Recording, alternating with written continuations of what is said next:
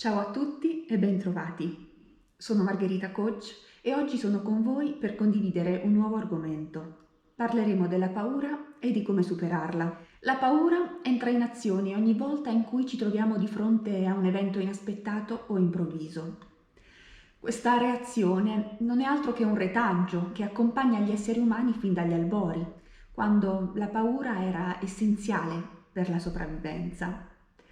Sì, perché proprio come allora, quando ci troviamo di fronte a un evento inatteso, entra in azione immediatamente il nostro cervello rettiliano, quello più antico per intenderci, che di fronte a un pericolo, reale o presunto, innesca reazioni di attacco o fuga. Immaginate per esempio di essere da soli in casa di notte, quando all'improvviso sentite un rumore. La prima reazione che avrete sarà di spavento, ancora prima di capire di cosa si tratti realmente.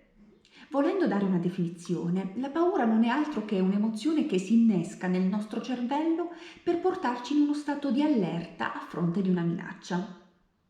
Quindi la paura di per sé non è nociva, perché ci prepara ad agire in vista di un pericolo, ma lo diventa nel momento in cui ci accorgiamo che dura troppo a lungo e che diventa talmente invasiva da bloccare ogni nostra azione e da inibire la nostra capacità di reazione agli eventi, influendo negativamente anche sul nostro stato di salute. Quando questo ciclo di paura persiste e si intensifica, dà luogo a veri e propri sequestri emozionali, per citare Daniel Goleman, ossia disturbi ansiogeni che possono degenerare anche in fobie o veri e propri attacchi di panico, per esempio. Dinanzi a un pericolo, dunque, l'uomo può reagire in maniera diversa, a seconda del suo carattere, ma anche del proprio vissuto, assumendo diversi tipi di atteggiamento che possono andare dalla negazione allo sconforto fino alla negoziazione e all'accettazione. Ma vediamoli uno per uno. Che cos'è la negazione? Beh, come dice il termine stesso, negare vuol dire ignorare completamente l'evento e le emozioni legate ad esso. Pensiamo a questi giorni, per esempio, a quelli anche che abbiamo passato nei mesi scorsi. Soprattutto nella fase iniziale dell'emergenza coronavirus, qualcuno ha tentato di fingere che tutto andasse bene, continuando a comportarsi come se nulla fosse. Beh, vedete, negare l'esistenza di un pericolo quando questo è fondato è molto nocivo. In primo luogo perché ci allontana dalla realtà e poi perché ci espone ulteriormente al pericolo e alimenta quindi la paura stessa. Anche un atteggiamento di sconforto è poco efficace perché lo sconforto è un'emozione che sopraggiunge quando non accettiamo ciò che accade attorno a noi. Al contrario, invece, la negoziazione è un atteggiamento efficace perché attraverso questo atteggiamento entriamo in quello che definirei compromesso benefico, cioè quella fase in cui, per esempio, ognuno di noi ha capito che restare a casa o adottare misure di protezione adeguate di distanziamento sociale ci avrebbe salvaguardato dal pericolo di contrarre il virus. Allo stesso modo anche l'accettazione è un atteggiamento molto efficace per superare la paura. Perché? Perché ci permette di accoglierla, di accogliere ciò che accade intorno a noi e soprattutto ciò che accade dentro di noi, trasformandolo in un'opportunità. Questo è ciò che realmente ci aiuta a superare le paure. Si tratta quindi in primo luogo di imparare a riconoscere le nostre emozioni. Prendere coscienza di uno stato d'animo profondamente negativo, come può essere la paura, ma anche la rabbia, il dolore e tutte le altre emozioni primordiali, è infatti il primo passo per liberarsene, perché ci aiuta intanto a ridimensionarlo e poi a gestirlo, a superarlo, trasformandolo in qualcosa di favorevole. Per farlo occorre innanzitutto una buona dose di autoconsapevolezza, ovvero padronanza di sé e delle proprie emozioni, oltre ad essere sinceri, comprensivi, compassionevoli con noi stessi, accettando e ammettendo di avere paura. Avere paura, quindi, non significa essere deboli, perché in fin dei conti ognuno di noi ha paura per qualcosa. Tutto sta nel nostro modo di reagire ad essa. Alcuni esercizi pratici possono aiutarci a gestire la paura e superarla, proiettandoci verso una dimensione ottimistica di apprendimento e di crescita. Per esempio, può essere utile scrivere un elenco delle nostre paure e allenare così la nostra mente a trovare per ognuna una soluzione, un modo in cui poter agire razionalmente per superarla. Questa tecnica può rivelarsi molto utile perché nel momento stesso in cui descriviamo le paure riportandole su un foglio, ce ne distacchiamo, le vediamo come qualcosa che è al di fuori di noi. Ma una maniera ancora più efficace per superare la paura è quella di dirigere la nostra attenzione, quindi il nostro focus, sulle cose positive che ci accadono, dedicandoci per esempio a qualcosa che ci fa sentire bene a livello psicofisico, che ci dà la carica, che ci aiuta a metterci in contatto con la nostra parte più profonda.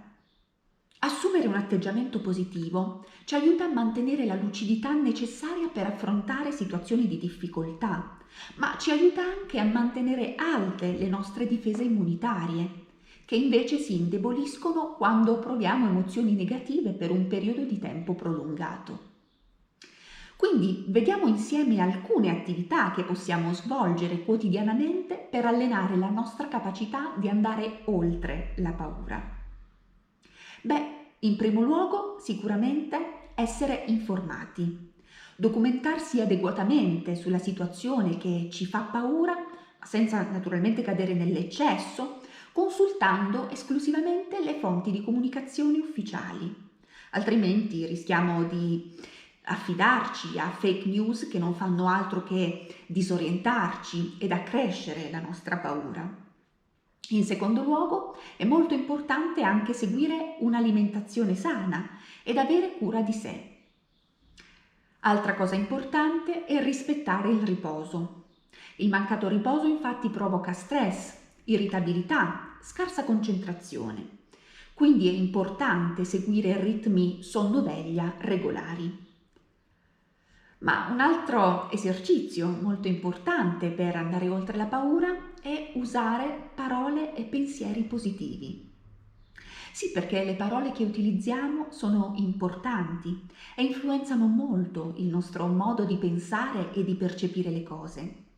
Quindi esprimerci utilizzando parole ed espressioni positive ci aiuta a mantenere alto il nostro ottimismo. Altra cosa importante è creare momenti di dialogo e condivisione profonda con i nostri familiari, con i nostri amici, anche a distanza. Se ne abbiamo la possibilità, organizzare delle attività da svolgere insieme. Per chi per esempio ha bambini, questo è un momento di condivisione molto importante per loro, perché la lentezza di questi giorni li aiuterà intanto a riprendere i loro ritmi naturali. Sappiamo bene infatti che i bambini non sono abituati a seguire i ritmi frenetici a cui troppo spesso li sottoponiamo. C'è da dire una cosa importante: i bambini sono per natura molto empatici e quindi percepiranno i nostri stati d'animo, i timori, ma è importante, ecco, che noi adulti li rassicuriamo e soprattutto che li coinvolgiamo in attività creative che generino in loro fiducia e curiosità. Per esempio, un'attività molto interessante può essere quella di leggere un libro insieme. Il libro è un bellissimo strumento di scoperta perché permette al bambino, e non solo naturalmente, di vivere nuove esperienze che contribuiscono al suo sviluppo cognitivo ed emotivo stando comodamente a casa. Altra cosa importante da fare è quella di aprirci, confidarci con qualcuno. Parlare liberamente dei problemi, raccontando le nostre paure, i nostri timori, è un modo per alleviarli, ma anche un modo per mantenere i contatti sociali. Altro atteggiamento efficace per andare oltre la paura è quella di dedicarsi alla costruzione di un nuovo progetto lavorativo o di vita. E poi, altra cosa molto importante, Praticare la respirazione profonda, la meditazione, lo yoga, ma anche pregare. Sono tutte attività che ci aiutano ad entrare in uno stato di rilassamento che favorisce la concentrazione, la riconnessione con la nostra parte più profonda, interiore, e quindi che ci aiutano a ridurre lo stress, a mantenere il controllo sulle emozioni nocive e a darci conforto. E poi, ultimo ma non ultimo, praticare la gratitudine. Sì, questo è un esercizio molto utile perché aiuta a prendere consapevolezza delle cose belle che accadono quotidianamente attorno a noi e quindi ad apprezzarle.